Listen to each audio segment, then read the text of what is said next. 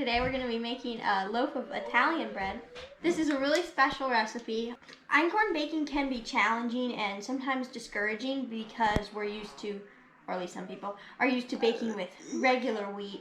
I've only baked with regular wheat a handful of times, so it was a lot easier for me to get used to Einkorns because it was going from gluten-free baking to Einkorn baking. So it was a lot easier to get used to because it was like, whoa, this has so much gluten. But now that I've worked with a lot of spelt and stuff, it can be really difficult to get, well, okay, not now that I've worked with spelt, but it can be super difficult to get Einkorn, like what people would call like real bread or like, you know, like modern bread. But with all-purpose Einkorn flour, there are definitely, okay, put your camera down. There are definitely some recipes out there that yield very, very satisfying results. And this is one of them. This bread is super duper soft. It's easy to work with. It's really, really great. It's like totally different than any other bread. It's kneadable. You can shape it. And that's due to a very special ingredient. So keep watching so you can see what this special ingredient is. And this bread is really fast. It only has one rise. And usually for me that goes within like 30 minutes. So say it takes you 20 minutes to mix it up and shape it, 30 minutes to rise, and then you bake it. So it's a really fast bread. Okay, so we're gonna start by adding some flour, and I rarely ever use a scale in my recipes. There's a lot of reasons, but I feel like it's just kind of a waste of time for me. One big reason is because with a scale, you're usually going for like consistency in recipes, but there's a lot more that play into the recipes than like exact ingredient amounts. So, you know, like rise times, temperature of the ingredients, all sorts of different things. But this recipe in specific, I don't have an exact measurement for the flour, so I weigh it mainly because I just haven't figured out, I haven't really figured out cup measurement yet. We're just gonna be using all-purpose Einkorn flour. I don't really recommend using whole wheat Einkorn flour for this recipe. I don't know if it would actually work. I have a whole wheat bread recipe on the channel. Yeah, if you're looking for a whole wheat bread recipe, this probably isn't the one. So we're gonna turn this on. So we're gonna measure out 340 grams. So Elijah, look and wait and see when that says 340. And when that says 340, we stop pouring flour. And then we're gonna put in a packet of yeast or 2 1/4 teaspoons. And I'm using instant yeast, so that I can just put it right in the flour. But if you don't have instant yeast, I've done it multiple times. You can just proof it in some of the water we're gonna put in. Yeast? Yes, you can. Let me cut it. Okay, I want you to sprinkle in salt until this says 8. So we're gonna do 8 grams of salt, or just 1 1/2 teaspoons. 8. Nope, it doesn't say 8 yet. Shake it up and down. It says 1, 2, 3, 8. Okay, stop. Well, that was 10 grams. Oh well. Yeah, I want to put in the sugar. Okay, next we're going to put in some sugar. And if you're using active dry yeast, you're going to want to save about a teaspoon of this and use it to proof your yeast. Okay. Wait. So we're going to put in 15 grams or a tablespoon of sugar. Okay, keep going. Well, that's 12 grams, but 12 grams will work. See, this is why I don't use a scale. Okay, so then we're going to put a minute. Here, I'll put on the timer. I put on the timer. Oh, you just... 1, 0, 0.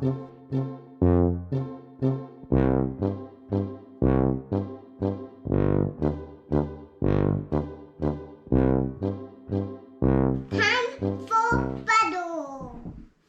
Okay, so then we're going to put in some apple cider vinegar, and this apparently boosts the pH in the dough, and it helps the yeast out and helps with a more open loaf. Okay, so we're going to put in 1 1/2 teaspoons of apple cider vinegar. Whoa. Or 8 grams. Woo! That was pretty much perfect. You want to smell it? Yeah. We like to smell vinegar.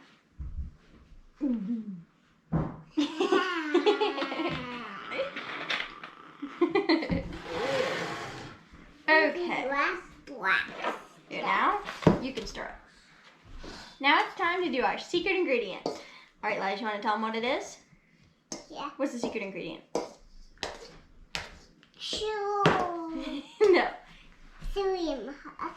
Yep, if you didn't catch that, our secret ingredient is psyllium husk.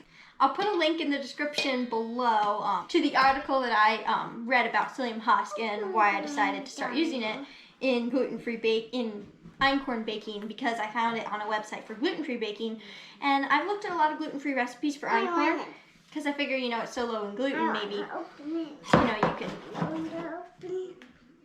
take some of the tips from gluten-free bread recipes and apply them to Einkorn. Whoa, be careful. Don't put it in. Listen, I'll get the water and then we'll do it.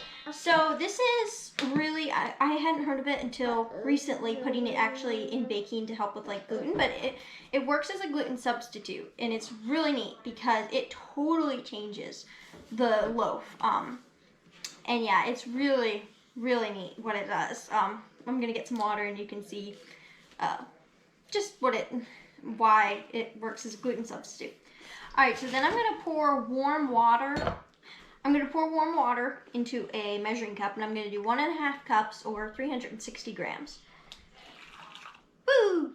370. I think I need to take some out. Okay, you wanna start pouring some in? So we're gonna do 10 grams or 2 tablespoons of psyllium husk. All right, ready? 2 grams, 3 grams, 4 grams, 5 grams, 6, 7, 9, 10. Yay! And you'll get to see why this is a gluten substitute. Because what? Are you going to pour it in here? Yeah, but you know why, Elijah. Why? This is Elijah. He's my youngest brother. Do you have a little sister? Yeah. Yeah. All right, so we're gonna let the psyllium husk gel sit for about 30 to 40 seconds until it really like absorbs the water and the consistency changes. If you use like 4 tablespoons of psyllium husk or less water, it's going to turn into like a super thick, sticky gel. I'm gonna add 1 more tablespoon of the psyllium husk to get it a little bit thicker. So I added about 3 tablespoons. Okay, next time I do this, I think I'm gonna add half the water to here and then just use half the water to get the psyllium husk in a gel. So if you try this recipe, just put half the water in there maybe and do the psyllium gel in half the water, if you want to try that. Now is it sticky? Oh, it's sticky. Okay, so our psyllium husk gel is really thick and really sticky. So this is what we're going for. I think you can probably see how it'll work as a gluten substitute. Elijah, will you scoop it in? Use the spoon and just scoop it in. Oh wait, we forgot something. Okay, I forgot the oil. So we're just gonna do a tablespoon or I think 15 grams of oil. You're supposed to use olive oil. I don't have olive oil, so I'm just gonna use some butter. So we're just going to use some butter. And I'm putting this in the psyllium husk gel because the psyllium husk gel is warm, so it should melt it. Otherwise, just if you're using butter like I am, just melt the butter. It'll be fun to play with. This is really neat. Okay, you wanna pour it in? I'm going to make a little ditch. And now we're going to mix.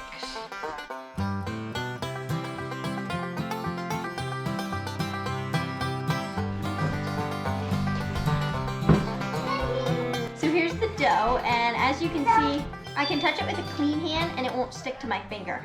But if I were to, while I'm kneading it, it sticks. So yeah, you're just gonna knead it for a couple minutes until it's like smooth and everything's just mixed together really nicely. Okay. And then, and next we're gonna shake this loaf. So I'm gonna pull this out. So I'm going to pat this into the approximate size of a piece of paper. And then we're gonna start rolling it up and sealing it as we go and tucking the ends in a little bit. And yeah, there's not a substitute really that I know of for psyllium husk. So, and it's really makes a huge difference in this bread. So I would say it is probably going to be really worth it to get some psyllium husk. I can probably leave a link in the description. Okay, but so here's my final shaped loaf. It's nothing fancy, definitely not my best shaping job. It's difficult to shape with gloves on, for me at least. So I'm not used to it. Okay, so yeah, you're just gonna kind of pat it out into the shape you want. And then I just like to cover it up with this. And then a towel. And you're gonna let it rise until it's doubled, which for me only usually takes about 30 minutes, which it might take you more like an hour or so. And while this is rising, you're gonna wanna preheat the oven to 425. Okay, and so the loaf has finished rising, and now I'm going to brush it with some melted butter. You can do an egg wash, but I am not going to. I'm just gonna do butter. You can also shape this into a round loaf and bake it in a Dutch oven. Okay, so now the loaf is all coated in melted butter, and now I'm just going to make like a few diagonal cuts down the center of the bread, and these should be maybe about 1/4 inch deep. I'm going to use a little bread lame. If you don't have one of these, you can just use a sharp knife. And I'm going to stick this in the oven, and the oven is at 425. And as soon as I put it in the oven, I'm going to lower the oven temperature down to 400, and I'm going to bake it for 15 minutes with a little dish of water, or you can have a metal pan with some ice cubes in it, just something to make some steam. And then after 15 minutes, you're going to take it out and then bake for another 25 to 30 minutes until the loaf is done without the steam. Okay. Okay, so here's the finished loaf, and I pulled it out of the oven with like 8 minutes to spare on the timer, so this can really vary a lot, the baking times, so just make sure you check it like after like 15 minutes and then another 15 minutes, because I really don't know how long this is gonna need to bake in your oven.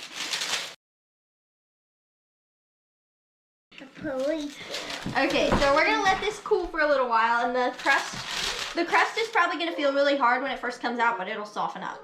We're gonna let this cool and then cut into it, and Elijah's gonna tell us how it tastes.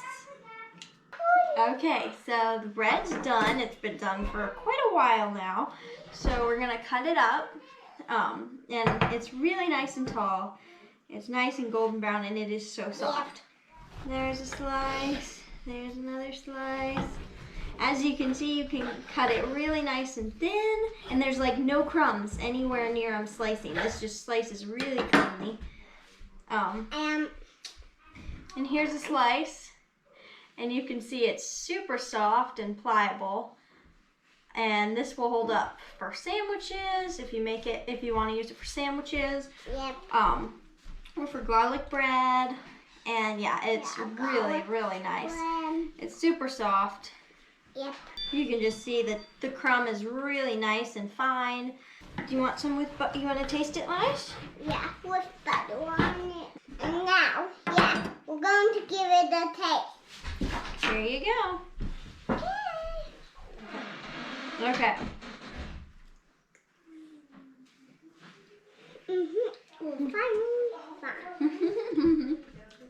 What do you think? Good. Is it delicious? Yep, delicious. The crust is really nice. It's nice and chewy without being too tough, and yeah, it's just a really, really nice bread.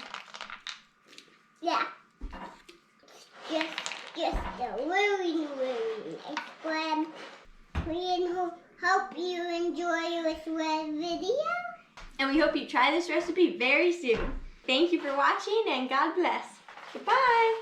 Say bye. Say bye.